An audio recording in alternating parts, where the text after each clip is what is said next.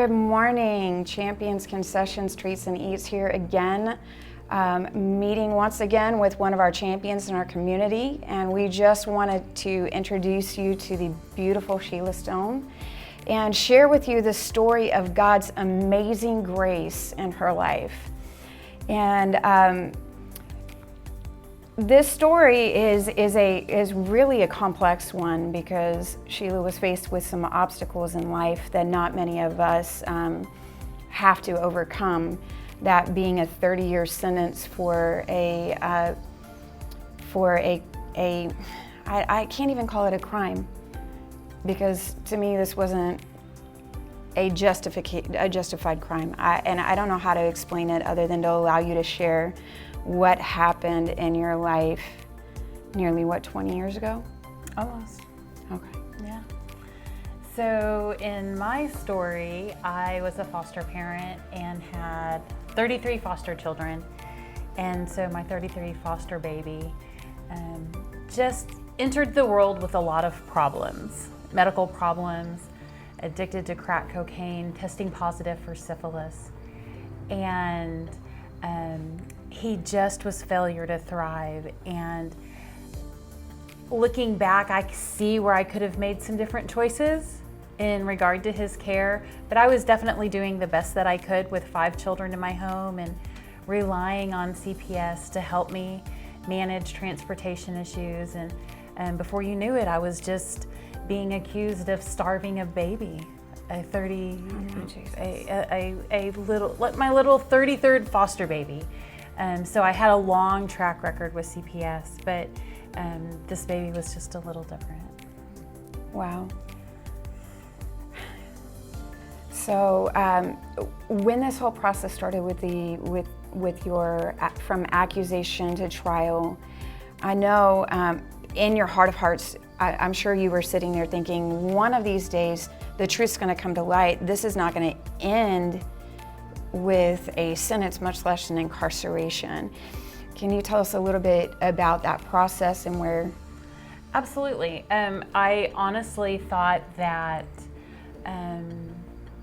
the police were going to investigate and they would see all the things I was doing to be proactive, that CPS would take ownership of the things that they had said, and that we were all going to play fair and that the truth was going to come out.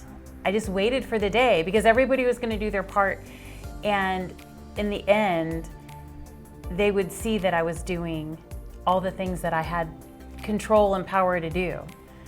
So let's talk about the moment when you are sitting there and that judge speaks your sentence and the verdict over your life. What were your thoughts? You know, I know that you are a follower of Christ, and I know that your heart has always been to serve your community and serve people and to love people and love these children and put their lives, you know, first, and putting your own children first. And here you have a judge that issues a verdict and says you're sentenced for 30 years. Can you talk about how you were feeling and what your mindset was in that moment? In that moment, I was definitely overwhelmed, definitely lots of shock, but I just looked at the judge and said, thank you. I don't even know where that came from within me to look at the man that just sentenced me to 30 years in prison, and I just said, thank you. Well, and I've from talking with you and hearing your story, Jeremiah 29:11 comes to mind, and we know that all things work together for the good of those who love God. How did God make this good? Well, it took me a long time to figure out how he could make this good, because I was in such a place of shock that I was really going to go to prison, because I kept waiting in county jail. I kept waiting for God to step in and save the day, because I knew that's the saving power that he had. Yeah. And I'm waiting and I'm waiting, and then I get notification of my first appeal being lost, and off to prison I go. And I was just still trying to find my way and find my new reality. The environment was so overwhelming. It was all I could do just to stay in survival mode every single day. And sometimes I couldn't even make it day to day. It was just surviving minute from minute, because you never know with the atmosphere of prison, you're just on pins and needles all the time. And so like, I was so focused on survival mode. I don't know that I was surviving on the sound promises of God. It took me a long time to figure out where he could make this good. Yeah. Like 5 years into my incarceration is about the time I'm finding my footing and finding my place and finding that there is a purpose bigger than me. Because I was so caught up in just survival. It took me a long time to find that he made this good. That's pretty incredible, though, that you still believe in a God who is good. And that's a beautiful thing, to still have that belief that God is good.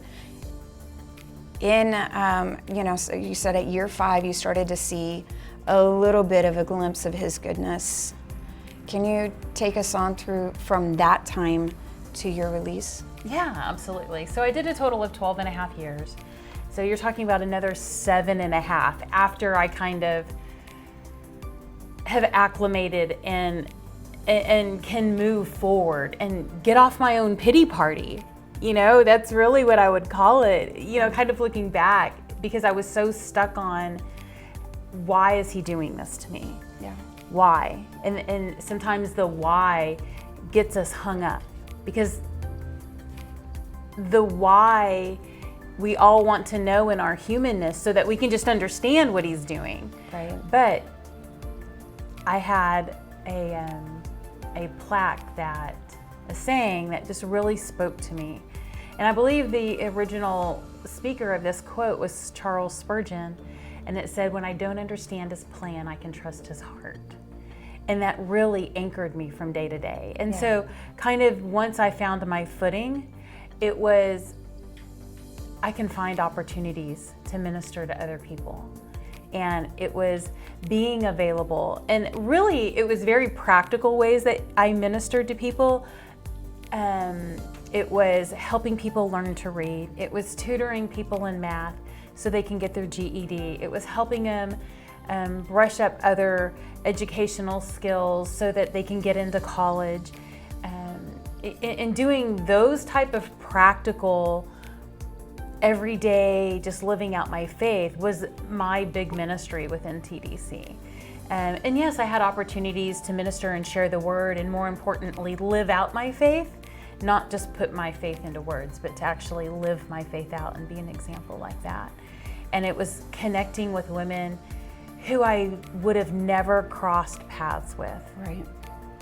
And I found amazing friends in the most unlikely place that would cheer me on when I was struggling and be strong when I was weak and hold me accountable in the things that I was doing. Because sometimes, we all get a little off the path.